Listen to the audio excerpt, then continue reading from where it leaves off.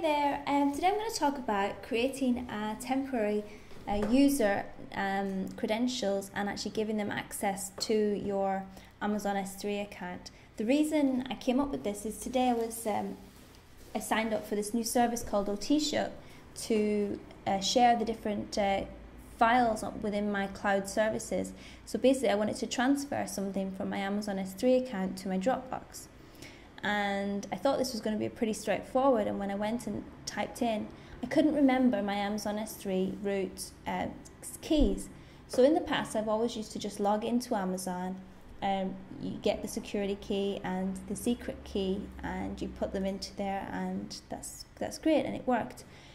But recently Amazon have changed the settings, and basically they no longer show you the root access. What they do is basically you can grant temporary access, and you create what's called IAM, Identity and Access Management users, and you can give those users temporary access to a folder or lots of folders depending on, and you can actually change the amount of access different people have. So it's good in a way, it increases security, but for me I found it quite difficult. So I went in and I created a user, and then I typed it into Otisha and it didn't have permission. So it was just finding out how to do that. So today I'm going to share with you how exactly you want to do that, if that's something that you're interested in. So we go to users, and basically what you do, if you've never been in the console before, let's go right to the back to Amazon S3. So when you first sign into Amazon S3, your account, you should come to this screen here. So to create a new user, you would go to your name and then click on security credentials, and you could just be working with someone and want to give them access to your server. So instead of giving them your root access, what you're now going to do is just give them temporary access, and I mean that access will stay there as long as that user is kept on the account, or even as long as that user has permissions. You could probably keep the user access keys and just take away the permissions when they're finished and then give them permissions again, so you don't have to keep re-giving them the keys.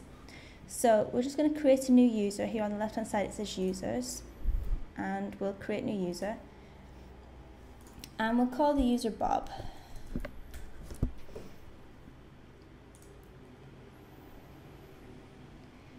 And here it's going to give you some credentials for that user, and you should copy and paste those somewhere where you'll keep them forever, because it only ever gives these to you once. And click here on the download button and it will download them to your computer, and then close that. Now what you can also do is you can create what's called groups and roles. Now, I'm not going to go into that today, but basically if you have a group of people, then you can create a role, an access, for everybody in that group has a specific type of access. So once you've created the user, if you actually click on the user's name, it will open out the details for that user. And then if you scroll down here where it says permissions, we're going to click on attach a user. Permissions, we're going to attach a user policy. And here you can either give them full access, or you can give them just full access to the services and the resources, but they're not allowed to actually add any users and stuff. So I'm going to do that. So I'm just going to click select here. It puts in some code, and we're just going to click apply.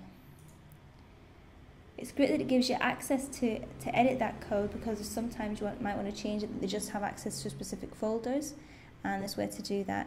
So now with those credentials, if you give someone the login and password that we just created, it was an access key and a secret ID, then that user, Bob, will be able to access all of the files and folders within your Amazon S3.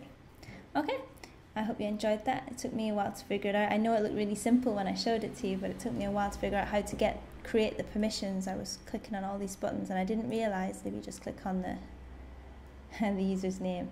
Anyway, sometimes the simplest things seem difficult when you don't know what to do.